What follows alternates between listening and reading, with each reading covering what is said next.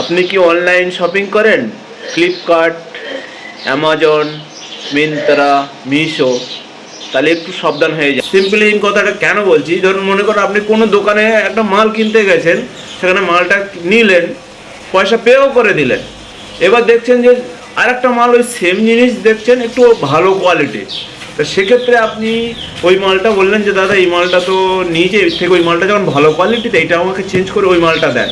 ওই মালটার দাম বেশি হোক আর কম হোক, যাই হোক, দোকানদার আপনাকে ওই মালটা, যেহেতু আপনি ডেলিভারি করে ঘরে আসেননি, দোকানেই এখনও আছেন, তাহলে সেক্ষেত্রে কী হবে, ওই দোকানদার আপনাকে মালটা চেঞ্জ করে ওই মালটা নেবে, ওই মালটা দেবে, ওই মালটার যে চার্জ আছে, যেটা দাম আছে, সেটা আপনার কাছ থেকে নিচ্ছে, এই মালটা আপনার রিটার্ন করে দিচ্ছে। কিন্তু এই এই বিষয়ে আমি বলতে চাই যে ফ্লিপকার্ট এখন ওরকম করছে না। ফ্লিপকার্ট এখন প্রত্যেকটা মালের নিচে যখন অর্ডার করবেন, নিচে দেখে নেবেন ওখানে একটা প্ল্যাটফর্ম চার্জ লাগাচ্ছে।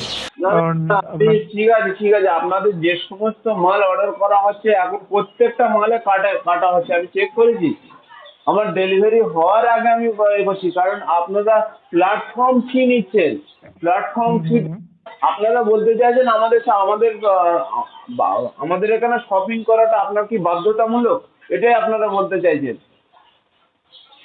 দেখুন, মানে এটা আপনাকে এখন আগেতে যেমন প্রয়োজন নেই। প্ল্যাটফর্ম, দেখুন আগেতে প্ল্যাটফর্ম ফি ছিল না। এখন আপনার প্ল্যাটফর্ম ফি আগেতে ছিল কিন্তু নন রিফান্ডেবল ছিল, কিন্তু এখন এটাকে কিন্তু চেঞ্জেস করে নন রিফান্ডেবল করা হয়েছে আপনার। ঠিক আছে, তো একটু চেক করে অর্ডার করবেন যাতে আপনাকে ক্যান্সেল না করতে হয়, যাতে আপনার সুবিধা হবে স্যার। ওকে, তাই আপনারা পে করে ফ্লিপকার্ট থেকে কোনো মাল আর অর্ডার করবেন না, কারণ পে করে অর্ডার করলেই ওরা তো চার্জ কাটার সুযোগটা পেয়ে যাচ্ছে। তাই ক্যাশ অন ডেলিভারি করুন, পে করে ডেলিভারি করবেন না।